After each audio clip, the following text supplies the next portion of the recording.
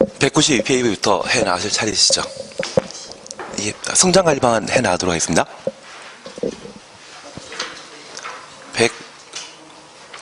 192페이지 보시면 됩니다. 예.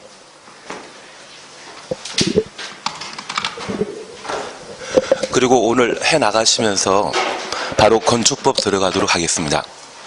예. 국토계획법 끝나면 건축법으로 바로 넘어가도록 하겠습니다. 그리고 건축법과 주택법만 잘 하시더라도 시험에는 크게 문제 없으실 겁니다. 예, 이번 시간은 192페이지 보십니다. 지난 시간에 성장관리 방안 하셨습니까? 몇 페이지까지 하신 것 같습니까? 190페이지부터 해나가십니다.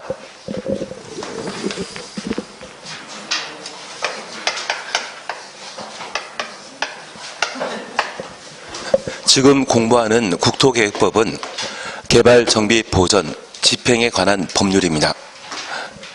그래서 국토계획법은 집행하기 위한 계획으로서 도시군 관리 계획이 존재합니다.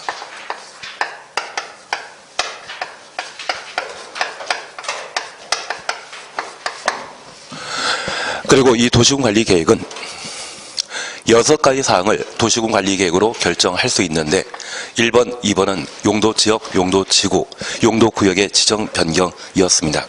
그리고 3번은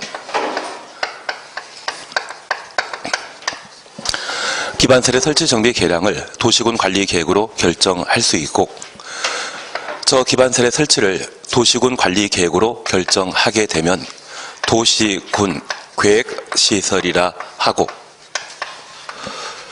도시군 계획서를 설치 정비 계량하는 것을 도시군 계획설 사업이라 표현하게 됩니다.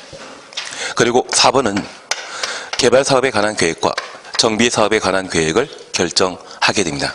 5번은 지구 단위 계획으로서 아파트 만드는 것을 말하고 6번은 입지 규제 제소 구역과 그 계획으로 작년에 2문제 출제되었기 때문에 올해는 나올 일 없을 겁니다. 그런데 우리가 1번, 2번 용도 지역 등을 함께 공부하면서 그 용도 지역은 사업하는 건 아니죠. 우리 남양주에 종전에 왕숙지구라고 하면 농림지역이었지만 그곳에 신도시 만든다고 해서 농림지역에 신도시 만드는 것은 불가능하기 때문에 도시지역인 주거지역, 상업지역, 공업지역으로 용도지역을 변경하고 개발하게 됩니다. 그래서 지역지구 구역 지정은 사업은 아닙니다. 실제 우리 남양주에 아직 없는 종합병원을 만약 시에서 만들게 된다면 시립병원이라 표현하게 될 것이고 나라에서 만들게 된다면 국립병원이라 표현하는데 그 병원이 도시, 군, 계획, 시설이거든요. 그것 만드는 것이 사업에 해당되게 됩니다. 저 사업이 바로 개발, 정비, 보전이라 불리는 집행이거든요. 도시군 관리 계획으로 결정해서 사업을 시행한다 해서 얘를 도시군 계획 사업이라 표현하게 되는데 하나 이해하실 것이 있습니다. 만약 국립병원이 만들어지게 되면 그 국립병원 만드는 것은 사익을 위한 것입니까? 공익을 위한 것입니까? 공익을 위한 것이고 아마 규모가 아주 클 것입니다. 그런데 구리시에도 한양대 병원이 있는데 그 한양대 병원이라고 하면 공익을 위한 것이다, 사익을 위한 것이다. 사익을 위한 것입니다. 규모는 크다, 작다? 작다라고 해주셔야 됩니다. 그래서 공익사업이고 규모 큰 사업이라면 도시군 관리 계획으로 결정해서 시행하지만 규모 작고 사익을 추구하는 병원 만드는 것도 가능할 겁니다. 그래서 최근 제주도에서는 녹지병원이라 해서 영리병원을 하나 만들기로 했다가 지금 무산된 것 같은데 그런 녹지병원을 만들게 된다고 하면 그때는 도시군 관리 계획의 결정 대상이다? 아니다? 아닙니다. 대신 그 병원 만들고자 한다면 병원 소재지 관할 관청으로부터 허가 받아 만들게 되는데 그러한 행위를 개발행위 허가라 표현하게 됩니다.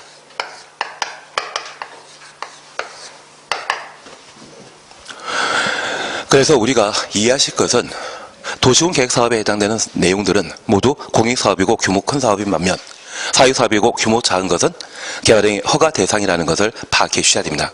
그리고 두 번째입니다. 우리 국토계획법에 추구하고 있는 가장 중요한 목적은 건축물 건축하게 되었을 때 안전성을 도모하는 것이 목적입니까? 충분한 기환경입니까? 기환경입니다.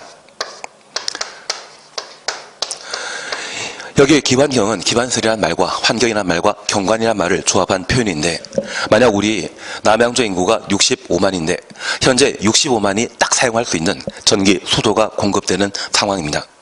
그리고 이번에 왕숙지구에 6만 6천 세대 아파트 개발하게 되면 대충 20만 명이 더 살게 되거든요. 그런데 더 이상 전기, 수도, 의료시설이나 또는 교육시설의 공급이 불가능한 상태라고 하면 이제 한정되어 공급되는 전기 등을 함께 나누어 사용할 상황이거든요. 아마 전기 공급과 관련되어서는 단전이 빈번하게 이루어지게 될 겁니다. 나는 그런 20만의 개발 사업을 찬성하겠습니까? 반대하겠습니까? 이제 전기 제대로 사용 못한다는 이야기거든요. 그래서 그러한 충분한 기반설의 공급이 가능한지 확인하고 도시군관리계획으로 결정해서 사업하는 것이 왕숙지구에 이루어지게 되는 도시개발 사업이 되고 도시군 계획설 사업이 되게 됩니다. 그래서 우리 국토계획법이 가장 중요하게 추구하고 있는 것은 무엇이다? 기환경입니다. 그러면 크고 공익사업은 도시군관리계획으로 기환경을 고려해서 결정해서 사업하게 되는데, 작고 사익 추구하는 개발 사업을 아무런 기준 없이 허용하게 된다고 하면 이 개발 사업이 중첩되었을 때, 누적되었을 때 한 20만 또는 30만 살 수 있는 그런 개발 사업이 될 수도 있죠.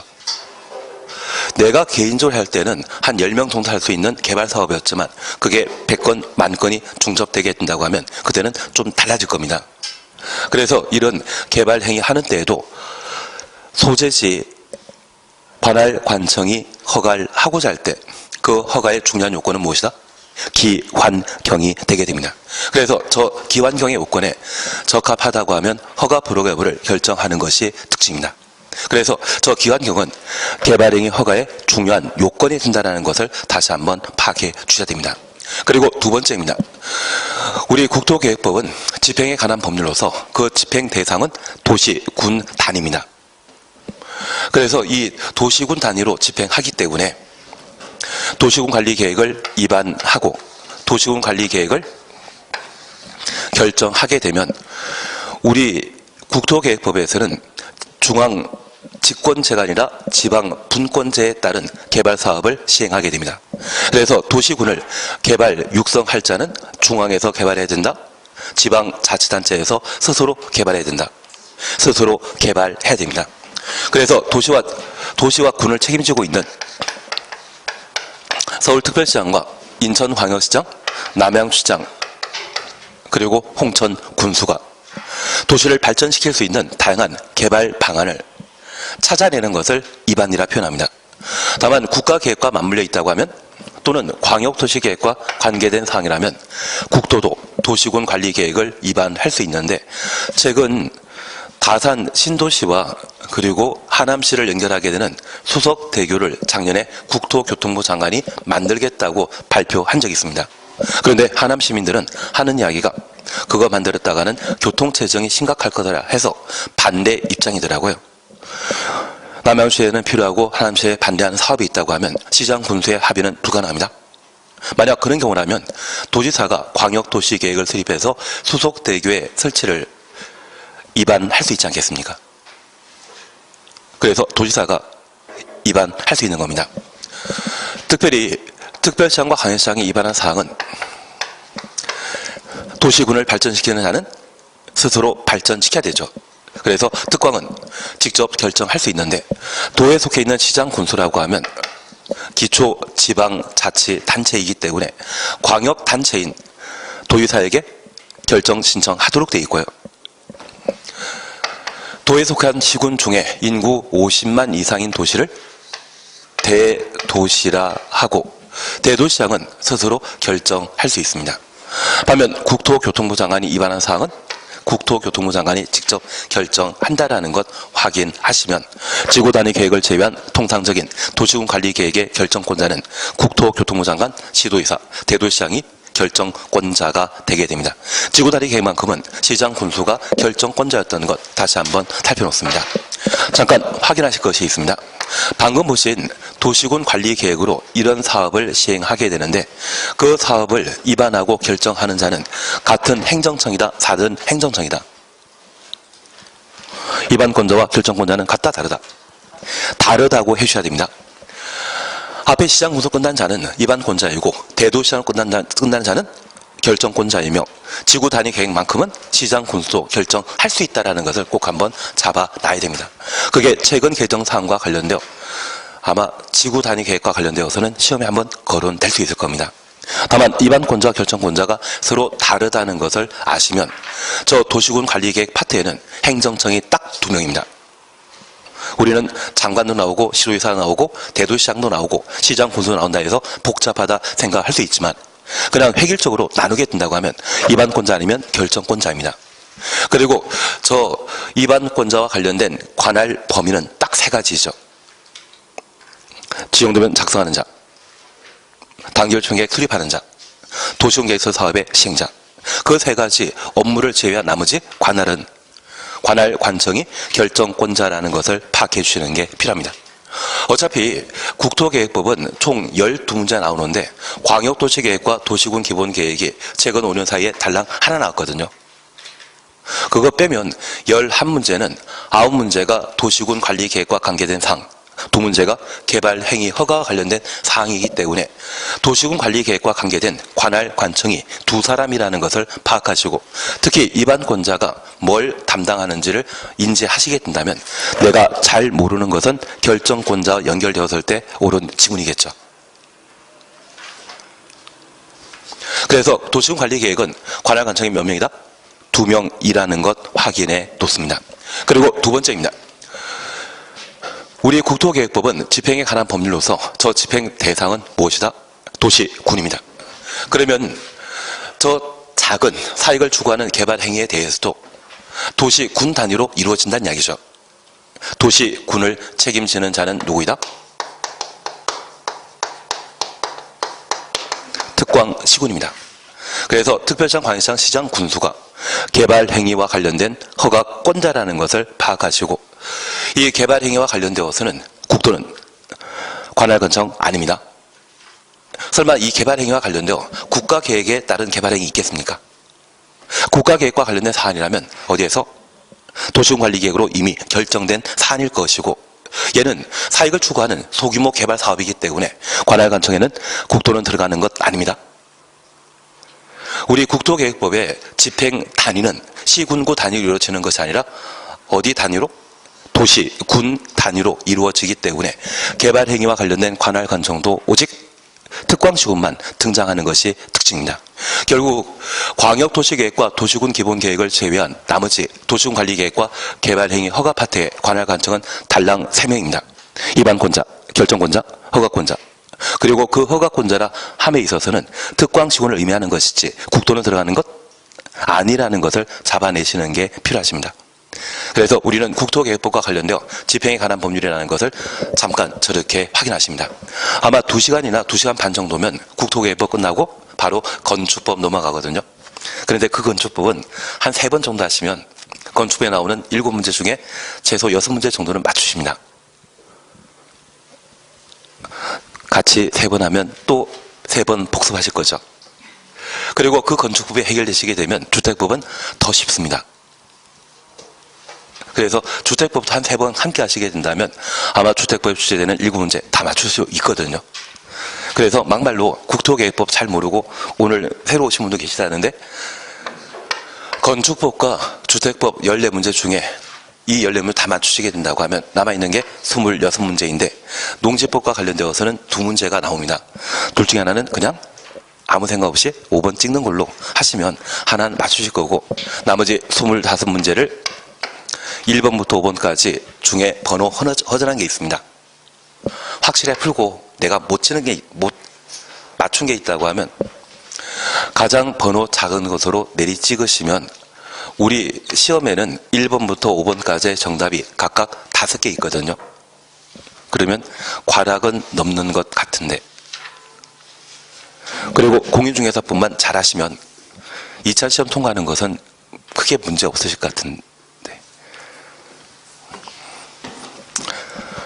예, 지금부터 하시는 겁니다. 그래서 건축법 주택법만 잘하시더라도 2차 시험 크게 문제되는 것은 아닙니다.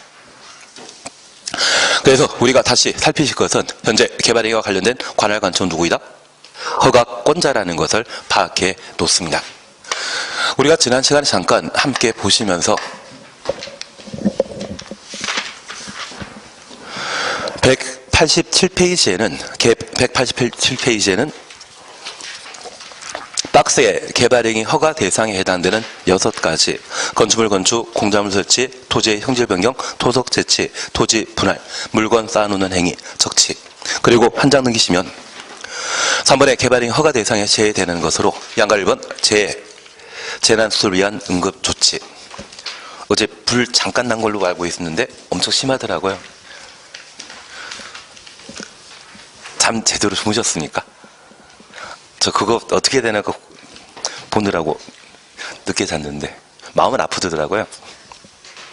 괜한 이야기 드렸습니다. 그게 바로 재해복구 재난수를 위한 응급조치라는 것만 좀 파악해 주십니다. 진짜 사소한 원인이 그렇게 되더라고요. 괜한 이야기 드렸습니다. 그리고 하단부의 경미한 행위와 관련된 사항 한번 확인하시는 게 필요하시고, 오늘 우리 진도 나가실 것이 190페이지 붙어 있시죠. 그러면 잠깐 확인하실 것이 있습니다. 현재 개발행위와 관련되어서는 6개가 개발행위 허가 대상에 해당되게 되는데, 저 6가지 개발행위 중에 경미한 사항이 있다고 하면 개발행위 허가 대상에서 제외시킵니다. 얘가 25회 이후에는 시험에 나오지 않았지만 작년에 위촉된 출제위원들을 보면 아마 제 생각에는 20회, 23회, 24회, 25회 때 출제위원으로 활동하던 분들이 작년에 위촉된 것 같기도 하거든요. 그래서 얘를 꼭 한번 해놓으셔야 됩니다. 지금까지 시험 문제 나오게 된다고 하면 가장 자주 나왔던 것이 도시, 군, 계획 사업입니다. 도시군 계획 사업에 따른 건축물 건축, 토지의 분할, 형질 변경 이야기 나오면 따로 허가받을 필요 있다 없다? 없습니다. 다만 얘가 응용되어 도시군 계획설 사업에 따른 병원, 건축이란 말 쓰게 되면 그것도 도시군 계획 사업이죠. 개발사업, 정비사업에 따른 건축물 건축도 모두 도시군 계획 사업에 해당된다는 것 잡아내시는 게 필요하십니다. 그리고 두 번째 우리 함께 하셨던 게 경작 위한 토지의 형질 변경을 함께 보시면서 앞에 조건 붙으면 좀 달라졌습니다. 지목 변경 수반하게 되면 허가 대상이고, 전답 사이에 지목 변경 수반하는 경작 위한 토지 형질 변경은 허가 없이 그냥 할 수 있다. 워낙 자주 나오던 지문들이기 때문에 꼭 한번 봐놔야 됩니다. 그리고 세 번째 보셨던 게 재해복구 재난수를 위한 응급조치라고 하면 허가 없이 그냥 할 수 있다는 것 확인해 놓으셔야 됩니다. 그리고 마지막으로 국가, 지방자치단체가 토지를 분할하게 된다고 하면 그 행위자가 행정청이기 때문에 따로 특광시군에 허가할 필요 없다라는 것 잡아내시는 게 필요하십니다. 지난주 진도 나갔던 게 여기까지입니다. 그리고 우리는 약속하신 게 하나 있습니다. 녹간동에 농림업용 비닐하우스 설치는 허가 없이 할 수 있는데 그 비닐하우스에 육상, 어류, 양식장을 만들게 되면 허가 대상이라는 것 살펴놔야 됩니다. 그래서 최소 저 6가지는 꼭 한번 정리해 놓으시는 게 필요합니다. 처음 오실 때는 모를 수밖에 없습니다. 오늘 진도 나가는 것부터 알면 되십니다. 그리고 우리 공법은 항상 공부해 나가는 형태가 대상과 절차 공부하시는 게 필요합니다. 대상 나오면 그 다음에는 절차입니다. 하나 이해하실 것이 있습니다. 내가 지금 살고 있는 집은 규모 크다? 규모 작다? 규모 작습니다. 그래서 여기 개발행위는 내가 사는 집을 만드는 것이 개발행위 허가 대상이 되게 됩니다. 그러면 이번에 내가 살 집을 만들고자 하면 집을 만들기 위해 개발행위 허가 신청이라는 것을 하도록 되어 있습니다. 그리고 이러한 개발행위 허가 신청 시에는 우리 국토계획법이 추구하고 있는 가장 중요한 것은 무엇이다? 기환경이죠. 그래서 이번에 건물 만들고자 한다면 그 건물과 관련된 기환경에 관한 계획서를 작성하고 개발행위 허가 신청하도록 되어 있습니다. 그리고 이러한 개발행위 허가 신청이 15일 이내 허가 불허가 여부를 결정 통지하게 되는데, 허가권자는 누구이다? 국토계획법은 딱 세 사람입니다. 입안권자, 결정권자, 허가권자. 개발행위와 관련된 파트에서는 누구? 허가권자라는 것 잡아내셔야 됩니다. 그래서 허가권자인 특광 시군이 개발행위 허가 신청을 접수하게 되면 그 요건에 부합하는지를 확인하고 허가 불허 여부를 결정하게 됩니다. 우리 약속하신 게 있습니다. 저 규모는 크다, 작다. 작아야 되기 때문에 무엇 미만이란 말이 나오게 되면 개발행위 허가 대상이라는 것 기억해 주셔야 됩니다. 구체적인 수치에 대해서는 알 필요 없습니다. 작년에 시험에 나오기도 했고 그 수치를 또 한번 반복할 일은 없을 겁니다. 지금은 우리가 기억할 것은 어떤 면적 이상이라면 규모 큰 공익사업으로 기억하시고, 무엇 미만이란 말 쓰게 된다면 그것은 규모 작은 사익사업으로 파악하는 게 필요합니다. 그리고 두 번째입니다. 이번에 내가 집을 만들거나 건물 건축하고자 하면 도시관리계획에 부합돼야 됩니다.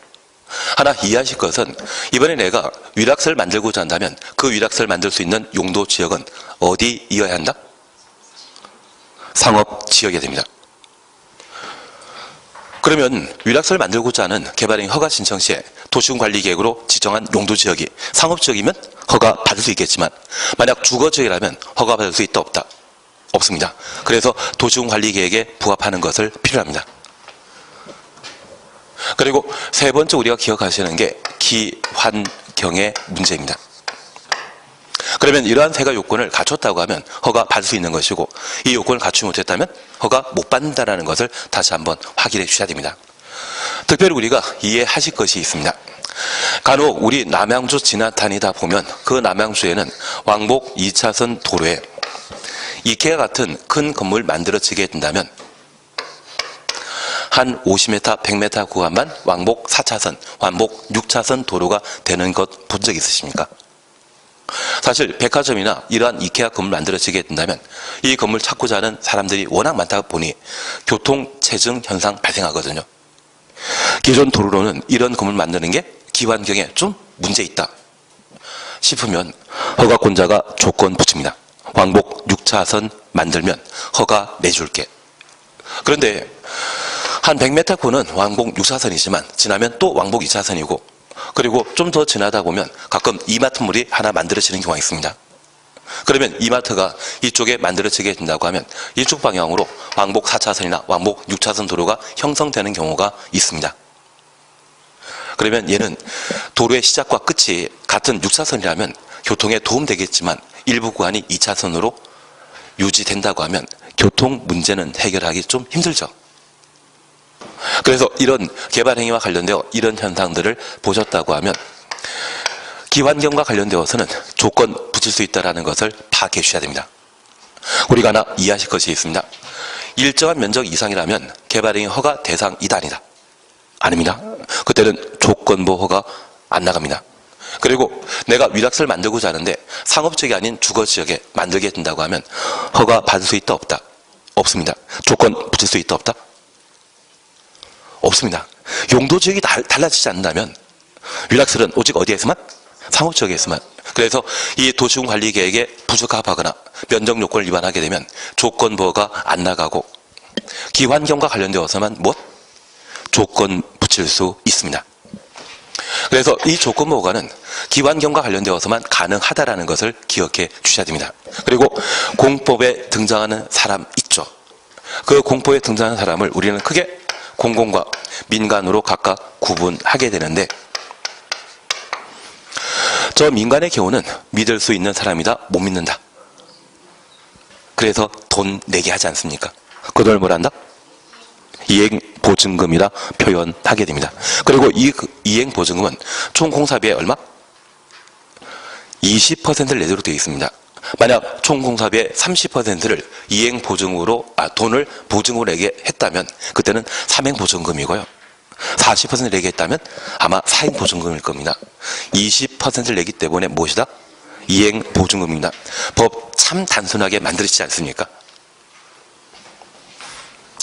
예, 그래서 우리는 기억하실 것이 민간만 돈을 납부한다라는 것 기억하시고, 이런 이행보증금은 공사 다 끝나고 준공사 하던 때 반환하도록 되어 있습니다.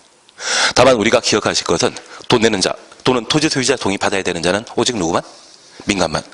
그래서 저 민간을 제외하게 되면 행정청에 해당되는 국가 지방자치단체, 주택공사 민간이다, 정부 투자기관이다. 정부 투자기관입니다. 그리고 남양주에 도시개발공사 있지 않습니까? 걔를 지방공사라는데 그분들은 사익사업한다, 공익사업한다. 공익사업하기 때문에 그들을 공공이랍니다. 앞으로 우리가 내가 모르는 지문이 시험에 등장하더라도 주어를, 주체를 꼭 봐주는 겁니다. 공공이라 하는 개념이 주어에 나와 있다고 하면 그 사업을 원활하게 시행하기 위해 토지 소유의 동의나 돈 내는 건 없습니다. 민간이 나왔을 때만 돈 내고 동의 구하도록 되어 있습니다. 지문 모두라도 그것만 보시면 맞다 틀리다 그 정도 할 수 있거든요. 일단 시험에 합격하시고 내가 부족한 상황이라고 하면 그제서야 공부하시면 됩니다. 근데 작년에 2차 동차 합격, 1년 만에 동차 합격하신 분들이 있으시거든요. 지난달에 잠깐 뵈니까 하는 이야기가 분명히 우수한 성적으로 합격한 것 같은데 공법에 대해 아는 게 없다 하시더라고요. 세법은 더 누구나 기억이 나는 게 없다고 하시더라고요. 근데 나중에 실무 넘어가시게 되면 아마 세법과 공법 그리고 부동산 중개업을 적법하게 할 수 있는지 여부를 파악하기 위해서는 공인중개사법이 좀 필요하지 않나 싶습니다. 예, 그래서 부족한 게 있다고 하면 그건 천천히 공부하시면 되죠. 일단 합격하는 게 문제이십니다. 그래서 우리가 지문 구성에 있어서 주어가 누구인지를 꼭 한번 확인하시면서 지문 구성이 맞다 틀리다를 판단하시는 요령이 필요하십니다. 그리고 이런 개발행위 허가받아 공사를 모두 완료하게 되면 준공금사 받아 공사가 이루어지게 되는데, 특별히 우리가 기억하실 것은 토지를 분할하는 것과 물건 쌓아놓는 것을 적칠하겠습니다. 이 두 가지는 공사 수반하는 것 아니거든요. 준공사 필요 없습니다. 그래서 건축물 건축과 공작물 설치, 토지의 형질 변경, 토속 채취 네 가지만 준공사 필요하다는 것 확인해 뒀습니다. 그러면 이런 절차 계획에 관한 사안들을 우리가 함께 보셨다고 하면 그와 관련된 하나하나를 살펴나가시는 게 필요합니다. 교재 순서에 따라 지금은 우리가 함께 보실 것이 190페이지의 개발행위 허가 기준을 함께 반영하십니다. 190페이지 찾으셨죠? 1. 허가 기준과 관련되어 양과 1번에는 허가 기준 면적이란 말이 있고 박스에는 동그라미 1번 도시적, 2번 관리적, 3번 농림적, 4번 자연환경 보전지역이 있습니다. 여기에 나온 수치는 5,000제곱미터 그리고 10,000제곱미터, 30,000제곱미터 미만이라는 말을 각각 보게 되는데 숫자는 지금 필요 없습니다. 우리는 지금 미만만 기억해 주십시오. 지금 우리가 포인트 잡아주실 것은 이 숫자가 문제가 아니라 국토계획법은 집행에 관한 법률로서 사업하게 되면 도시군 관리계획을 정해서 시행하는 도시군 계획 사업과 개발행위 허가가 있습니다. 여기 개발행위 허가에 해당되게 된다면 규모 크다 작다. 규모 큰 사업이라면 도시군 계획 사업에 해당된다. 그걸 먼저 구분해 놓으시고 그게 갖춰지고 나면 우리 시험은 10월 26일 보지 않습니까? 그때까지 시간 많습니다. 그래서 미만이라는 말을 먼저 잡아주시는 게 필요합니다. 규모 작다라는 것 확인만 해놓습니다. 그리고 동그라미 2번 예외 대선 지키시고 2번, 3번 묶어놓습니다. 도시군 관리 계획 및 성장 관리 방안 내용에 어긋나지 아니할 것. 그리고 3번 도시군 계획 사업 시행에 지장 없을 것.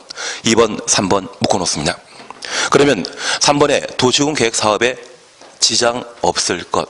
도시군 계획 사업은 무엇으로 결정한 것입니까? 도시군 관리계획으로 결정한 것이죠. 그래서 2, 3은 도시군 관리계획에 적합한 때만 개발행위 허가받을 수 있다. 그렇게 판단해 놓습니다. 그리고 특이하게 우리가 함께 보시는 것으로서 바로 성장관리 방안이 있습니다.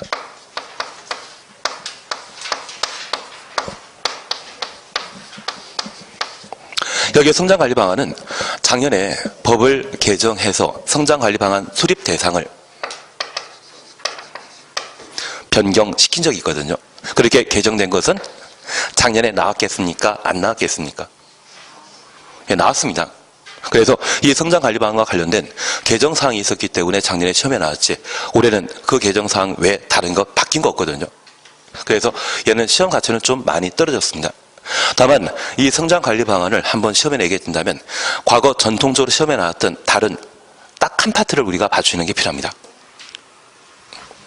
그래서 얘는 많이 공부할 필요 없고 함께 정리하는 일부 사안들만 한번 정리하고 마시는 겁니다. 그리고 4번입니다.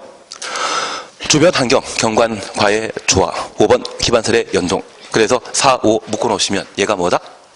기환경입니다. 결국 개발행 허가와 관련된 요건은 크게 세 가지입니다. 면적 요건과 도시군관리계획에 부합하는지, 그리고 기환경. 그 세 가지가 개발행 허가 요건이라는 걸 확인해 놓습니다. 한 장 넘기십니다.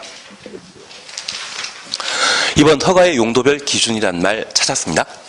그리고 1번 잠깐만 보십니다. 시가화 용도. 그리고 가로 속에, 박스 속에 주거적, 상업적, 공업적. 그래서 시가 용도, 주상공이라는 것 가로 해놓으시고 잠깐 확인하십니다. 토지의 이용 및 건설의 용도, 건폐율 용적률 등에 대한 용도 지역 제한에 따라 개발행위 허가 기준을 적용하는 주상공을 시가 용도라 표현합니다. 그리고 2번입니다. 유보 용도란 말 찾으셨죠? 도시계획위원회 심의 통하여 심의 동그라미 해놓습니다. 개발행 허가 기준을 강화 또는 완화하여 적용할 수 있는 강화 또는 완화 가로 해놓습니다. 계획관리적, 생산관리적, 자연 녹지 지역이 있습니다. 시험 볼 때까지 얘는 자개생입니다. 그러면 계획관리지역 뒤에 나오는 자개생, 생은 생산 녹지지역이겠습니까? 생산관리지역이겠습니까? 계획관리지역 뒤라면 생산관리지역이죠. 그래서 시험 볼 때까지 교재와 좀 다르게 자개생으로 기억하십니다. 자연녹지지역, 계획관리지역, 생산관리지역 이 세 곳을 유보 용도로 하고 도시계획위원회 심의 거쳐 개발행위 허가 기준을 강화하거나 완화시킬 수 있습니다. 그리고 3번입니다. 보전 용도란 말을 우리가 함께 볼 수 있습니다. 도시계획위원회 심의 통하여 심의 동그래 놓습니다. 개발행위 허가 기준을 강화하여 적용할 수 있는 강화 동그래 놓습니다. 보전 관리지역 등등을 보전 용도라 표현하게 됩니다. 그러면 2번, 3번 묶어놓는데 저 2번, 3번은 일반적인 개발행위 허가 기준을 그대로 적용하는 것 아니죠. 도시계획위원회 심의 거쳐 강화만 시키는 것과 강화 또는 완화 가능한 곳이 있습니다. 완화란 말이 나올 수 있는 곳은 어디? 자개생입니다. 그리고 3번 성장관리방안과 관련되어 잠깐 확인해 주시는데 교재 잠깐 수정만 좀 하고 들어가십니다. 특별시장, 광역시장, 시장 군수는 특별시장, 광역시장, 시장 군수 가로 해놓습니다. 난개발 방지와 지역 특성을 고려한 추록 나왔습니까? 학원에 추록 받으셨습니까? 아, 그러면 다 바뀌어 있으시죠? 예, 기도하도록 하겠습니다. 계획적 개발을 유도하기 위해 계획적 개발 유도 가로 해놓습니다. 필요한 경우 유보 용도 지역, 그 유보 용도 지역 바로 옆에다가 위에다가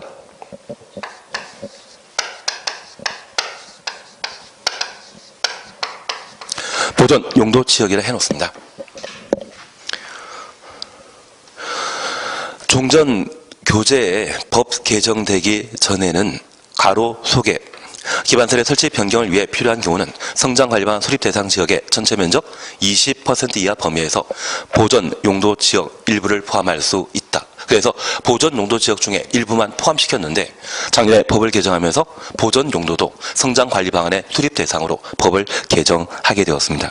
그래서 현재 성장관리방안의 수립 대상은 원칙적으로 녹간농장, 유보용도와 보전용도라고 하면 성장관리방안 수립 대상이라는 것 확인하시고 작년에 시험에 나왔기 때문에 올해 나온다 안 나온다? 작년에 이게 나왔거든요. 올해 안 나옵니다. 그리고 한 장 넘겨주십니다. 194페이지 보시게 되면 허가 신청이란 말 찾으셨죠? 개발행위 하려는 자는 개발행위에 따른 기반설의 설치나 기반설부터 가로 열어놓습니다. 그에 필요한 용지 확보, 위해 방지, 환경오염 방지, 경관 조경, 조경까지 가로 닫아놓습니다. 기환경입니다. 그 기환경에 관한 계획서를 첨부한 계획서 추천서입니다. 신청서를 허가권자에게 제출하여야 한다. 이번 과정이 처음이라고 하면 전혀 이해할 필요 없습니다. 양가로 2번입니다.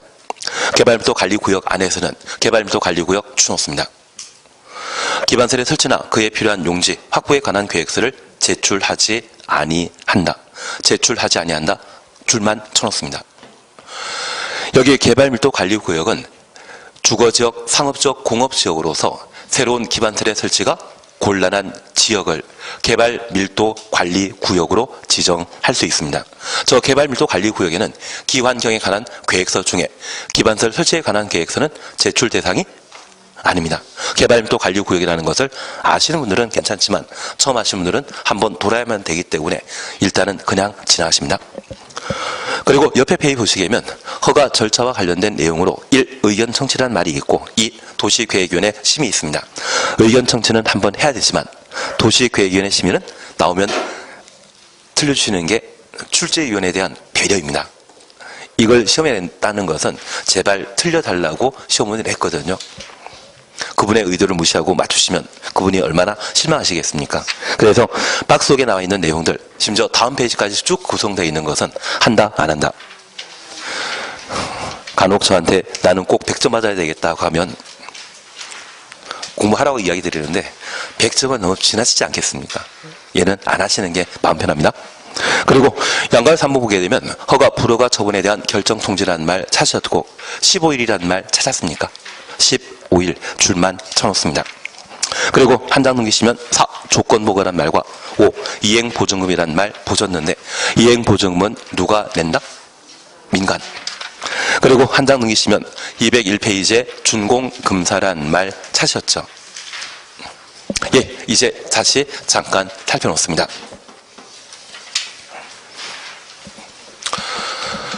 다시 190페이지 돌아가시는데 우선 우리가 살피실 것은 개발 행위와 관련된 허가 요건은 법에서는 총 몇 개로? 1번부터 5번까지로. 저 5가지를 분류하게 되면 총 3가지 된다는 것만 파악해 놓습니다. 그리고 얘를 잠깐 확인해 주십니다. 통상 개발행위 하고자 하는 자가 또는 내가 살 집을 만드는 자는 개발행위 허가 신청 시에 기환경에 관한 계획서를 제출하도록 되어 있는데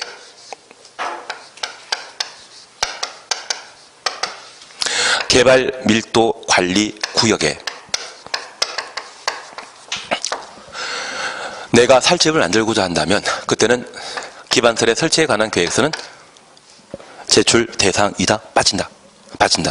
우리가 조금 이따 함께 공부하실 것으로 아마 다음 시간에 공부하실 것이 개발밀도 관리구역과 기반설 부담구역이거든요. 기반설 부담구역일 때는 새로운 기반설을 충분히 부담할 수 있는, 설치할 수 있는 장소를 기반설 부담구역이라 하고 그러한 경우는 기반설 설치에 관한 계획서를 제출하도록 되어 있습니다. 반면 개발밀도 관리구역은 주상공, 주거적, 상업적, 공업적으로서 새로운 기반설의 설치가 곤란하거든요. 새로운 기반설의 설치가 곤란하다고 하면 개발행위 허가 신청 시에 기반설 설치에 관한 계획서는 제출한다, 안 한다? 안 한다. 그렇게만 구분해 주십시오. 그래서 앞에 개발밀도 관리구역 나왔는데 불구하고 기반설 설치에 관한 계획서를 제출해야 된다. 그런 취지의 질문이라면 바로 틀린 것으로. 얘는 기반설 만들 수 있습니까? 못 만듭니까? 못 만드는 장소라는 것만 파악해 주시는 게 필요하십니다. 그리고 두 번째입니다. 이제 개발행위 허가와 관련된 제반 요건을 함께 살펴놓습니다. 얘는 지워버리도록 하겠습니다. 여기 개발행위 허가 요건과 관련되어서는 일반적인 기준으로서 면적에 관한 요건이 있습니다. 우리 국토계획법에서는 어떤 특정한 면적 이상이라는 말 쓰게 되면 그때는 도시군 관리계획의 결정 대상이 됩니다. 작을 때는 미만이라 말 쓰게 되고 그런 때는 개발행위 허가 대상이라는 건 파악해 놓습니다. 아직은 5천, 만, 3만 구분할 필요 없습니다. 7, 8월 달에 잠깐만 하더라도 그런 수치에 대해서는 명확하게 구분하게 됩니다. 그리고 그 수치가 이번 말고 다른 법에도 꽤 많거든요. 그걸 구분하면서 정리해야 되지, 아무 생각 없이 동시에 정리하다 보면 얘가 여기에 들어가는지 얘가 도시개발법의 내용인지 헷갈릴 뿐이거든요. 지금은 하는 거 아닙니다. 어느 정도 개별법과 관련된 체계가 잡히시고 나서 내가 어느 정도 알 필요가 있는 것들을 분류 가능한 상태에서 정리하셔야 되지, 지금 냅다 다 해놓으시게 된다고 하면 헷갈릴 뿐입니다. 그렇게 헷갈리게 되면 공법은 과락밖에 안 나옵니다.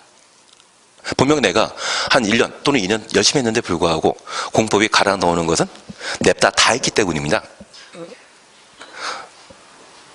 만약 우리가 민법이나 학기론 안 하고 공법만 한 석 달만 한다고 하면 공법 내용 다 정리하십니다. 근데 이게 다른 것과 연결되어 있는 게 워낙 많다 보니까 헷갈려서 안 나오는 것이지, 제대로 체계만 잡아 놓으신다고 하면 그런 걱정 없으십니다. 지금은 우리가 기억하실 것은 개발행위 허가는 허가 대상이 되는 것은 규모 작은 사익사업이라는 것만 기억해 놓습니다. 그리고 두 번째입니다. 이러한 개발행위와 관련되어서는 도시군 관리계획에 부합해야 합니다. 그리고 기환경과 관련된 조건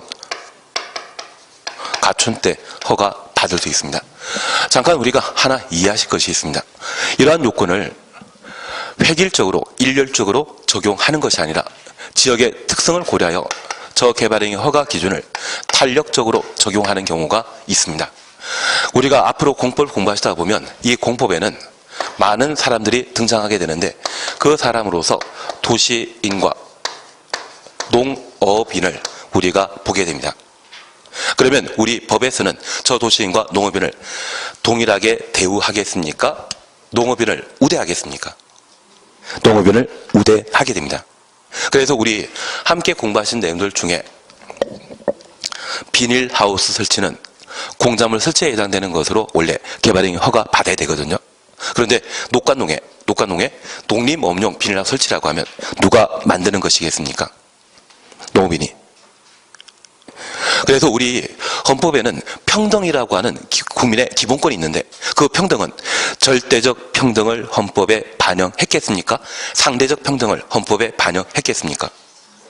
상대적 평등을 헌법에 반영했기 때문에 사회적 약자, 경제적 약자에 대해서는 법의 보호를 당연히 하도록 되어 있습니다. 그래서 농업인과 관련된 내용이 나온다고 하면 이들은 어느 정도 특혜를 받는 존재로 파악해 주셔야 됩니다. 그러면 현재 이 도시인이 거주하는 지역은 보통 주거적, 상업적, 공업지역인 반면 농업인이 거주하는 곳은 녹간 농자가 될 겁니다. 그러면 이 녹간 농자에도 개발행위 허가 기준을 그대로 적용한다? 탄력적으로 정할 필요 있다. 탄력적으로 적용할 필요가 있습니다. 그래서 도시인이 많이 거주하게 되는 주상공의 경우는 저 개발행위 허가 기준을 그대로 적용하는 겁니다. 반면 주상공을 제외한 나머지 녹간 농자를 그게 유보 용도와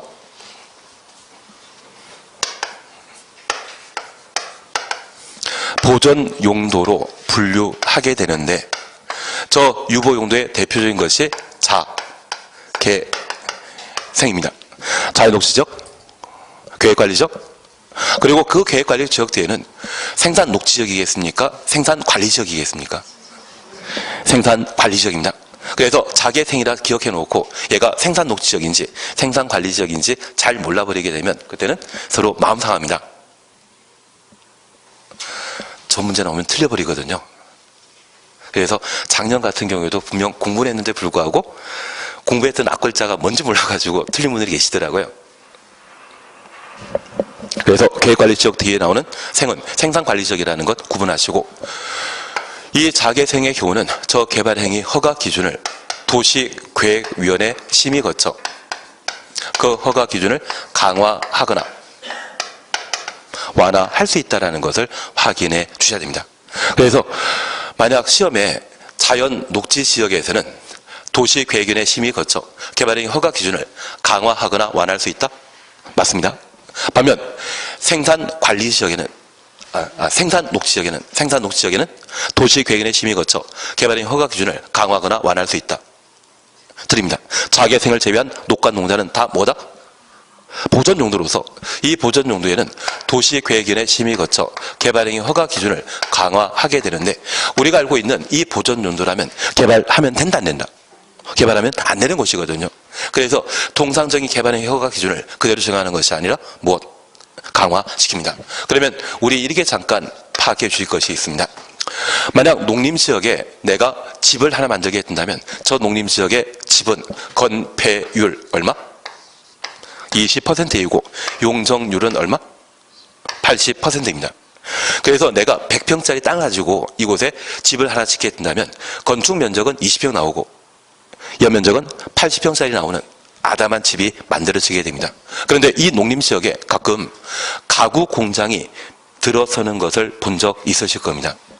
그런데 이 농림지역에 이번에 대지 면적 만 제곱미터에 건폐율 20% 하면 얼마? 2천. 여기 2천이라고 하면 대충 600평의 건축 면적을 가지게 됩니다. 그리고 대지 면적 만에 용적률 80% 제공하게 되면 8천. 그래서 한 층이 600평짜리 4층짜리 건물이 만들어지거든요. 그런데 시골 지역 방문하시게 되면 시골 지역의 한 필지 토지는 100평, 50평만 가지고 있는 것이 아니라 10,000평, 20,000평 가진 분도 계시더라고요. 그런 분이 이런 곳에다가 이런 건폐율과 용적률을 그대로 정해서 건물 짓게 된다고 하면 저 시골 마을에는 아마 왕복 2차선 도로가 존재할 겁니다.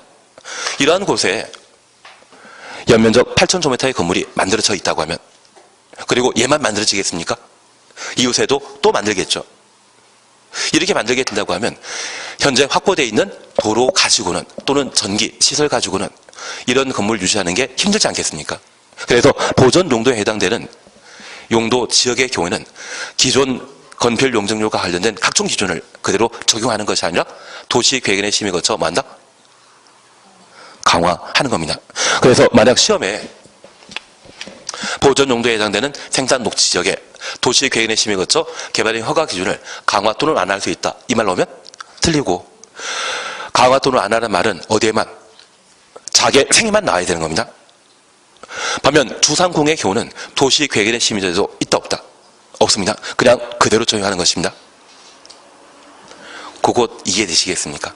그거 잡아주시는 게 이쪽에 필요한 내용이 되게 됩니다. 그리고 표적은 졸리고 더하면 신발은 안 던지실 거죠. 잠깐 쉬었다가 192페이지에 성장관리 방안부터 해나가도록 하겠습니다. 빨리 쉬는 게 제일 나은 것 같습니다. 쉬었다 하십니다.